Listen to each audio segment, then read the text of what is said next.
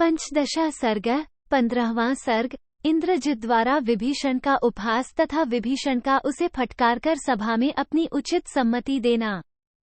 विभीषण बृहस्पति के समान बुद्धिमान थे। उनके वचनों को जैसे तैसे बड़े कष्ट से सुनकर राक्षस युद्धपतियों में प्रधान महाकाय इंद्रजित ने वहां ये बात कही।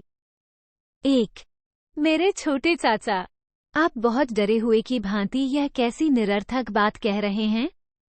जिसने इस कुल में जन्म न लिया होगा वो पुरुष भी न तो ऐसी बात कहेगा और न ऐसा काम ही करेगा। 2। पिताजी, हमारे इस राक्षस कुल में एकमात्र ये छोटे चाचा विभीषण ही बल, वीर्य, पराक्रम, धैर्य, शौर्य और तेज से रहित हैं। 3। वे दोनों मानव राजकुमार क्या हैं?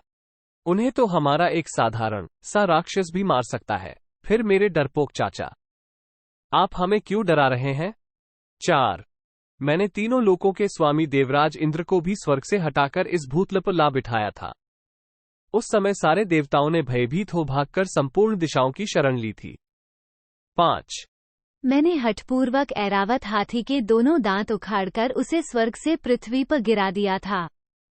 उस समय वह जोर जोर से चिघाड़ रहा था। अपने इस पराक्रम द्वारा मैंने संपूर्ण देवताओं को आतंक में डाल दिया था। 6। जो देवताओं के भी दर्प का दलन कर सकता है, बड़े बड़े दैत्यों को भी शोकमग्न कर देने वाला है तथा जो उत्तम बल पराक्रम से संपन्न है, वही मुझ जैसा वीर मनुष्य जाति के 2 साधारण राजकुमारों का सामना कैसे नहीं कर सकता है। 7। इंद्रतुल्य तेजस्वी महापराक्रमी दुर्जय वीर इंद्रजित की यह बात सुनकर शस्त्रधारियों में श्रेष्ठ विभीषण ने ये महान अर्थ से युक्त वचन कहे। 8। तात, अभी तुम बालक हो, तुम्हारी बुद्धि कच्ची है, तुम्हारे मन में कर्तव्य और अकर्तव्य का यथार्थ निश्चय नहीं हुआ है, इसीलिए तुम भी अपने ही विनाश के लिए बहुत सी निरर्थक बातें बक गए हो। 9।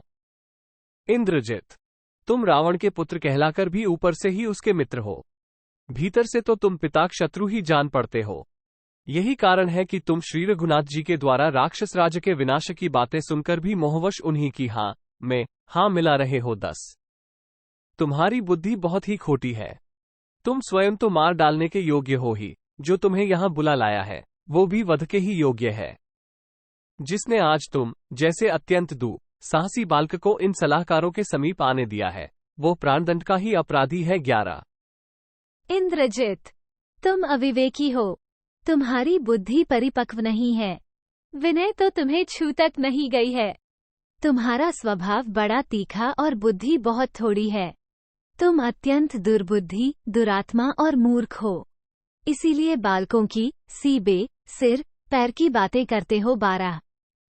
भगवान श्रीराम के द्वारा युद्ध के मुहाने पर शत्रुओं के समक्ष छोड़े गए तेजस्वी बाण साक्षात ब्रह्मदंड के समान प्रकाशित होते हैं, काल के समान जान पड़ते हैं और यमदंड के समान भयंकर होते हैं।